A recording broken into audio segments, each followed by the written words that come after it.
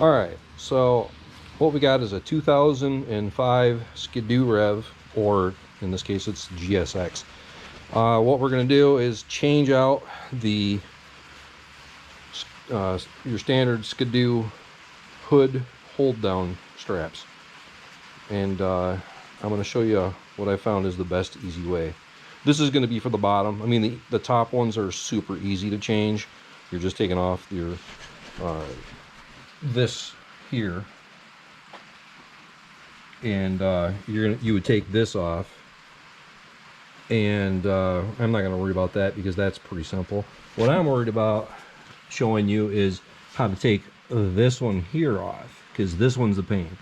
So let's go ahead, and as you can see, mine are completely shredded. They look, well, as you can see there, that one's gone.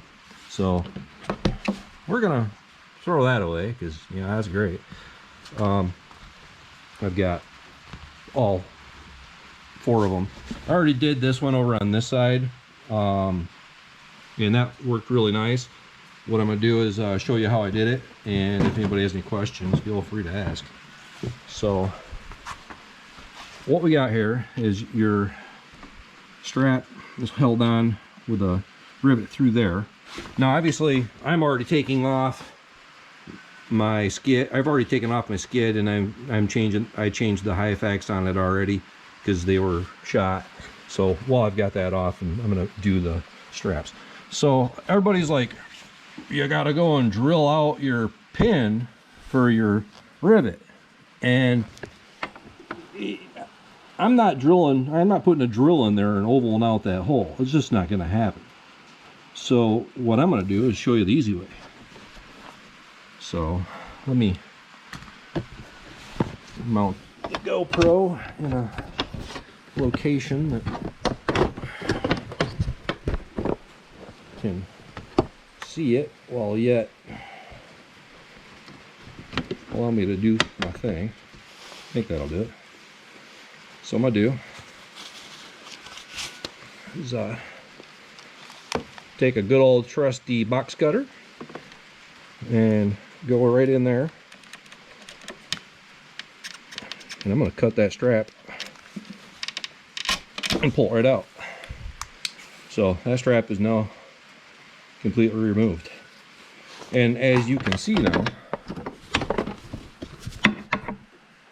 I've got this whole area right in here where I can put in a sawzall or a skill saw, I mean a hacksaw, and just cut that right off.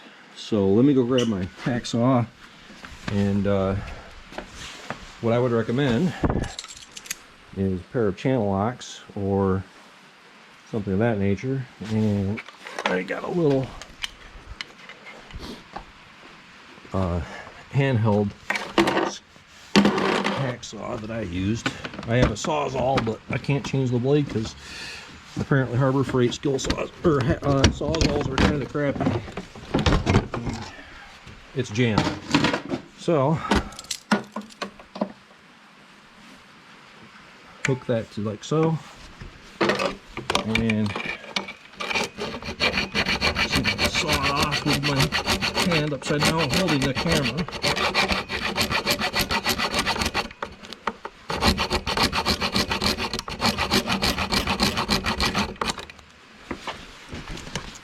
It's kind of working. I think I'm gonna set the camera over here so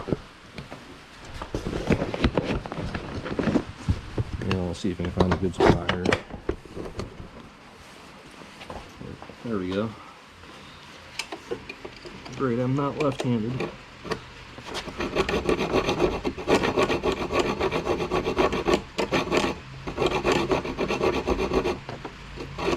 Now I'm assuming with like a stainless steel rivet, there's probably going to be a little more of a pain.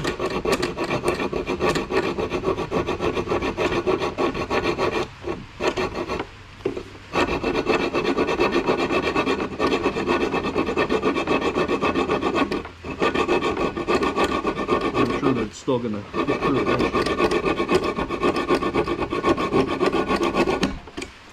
And just like that, it's out. So what I would do is preferably I would take a little water, maybe some, I don't know, grease would probably be a bad idea. Stick that in there like so.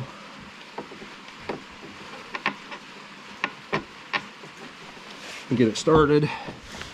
What I found is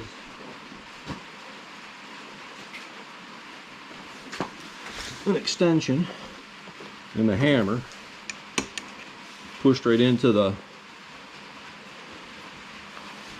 just in there, just like that. That seemed to work. So I'm going to drive that in.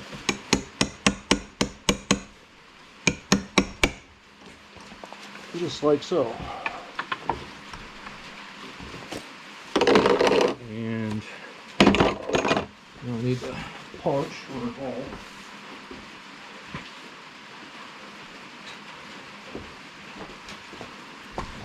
Alright, get my punch and help try to line that sucker up.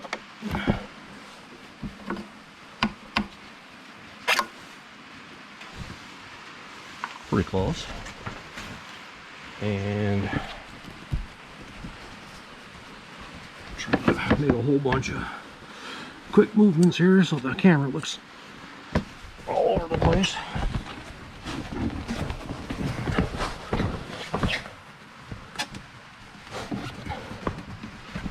don't know if you guys can see it. I have the camera lined up, but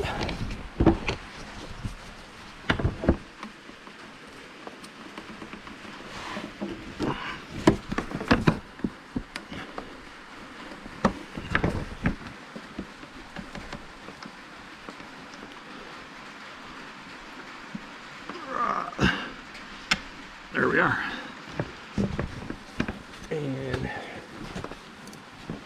pop rivet gun.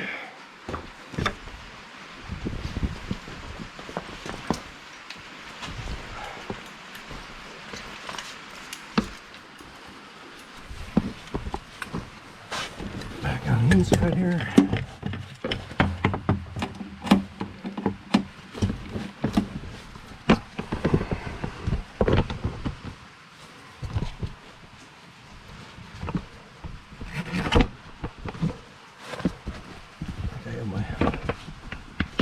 Legs on my camera all messed up here. Should be somewhere near close.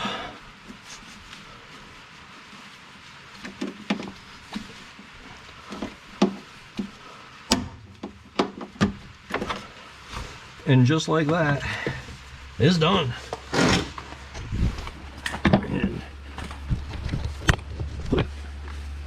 sorry about all the movement, but just like that, we have completed putting the strap on.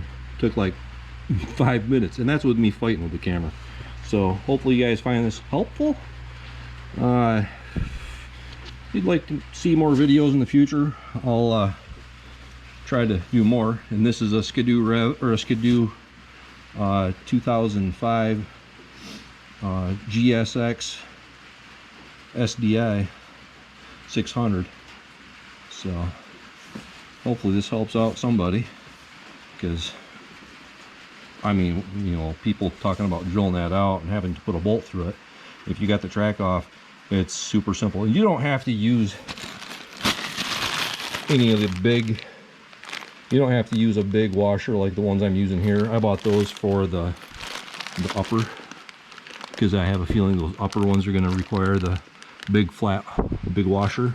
You can probably just go the standard, but it needs to have about a 5/8 shank on the rivet.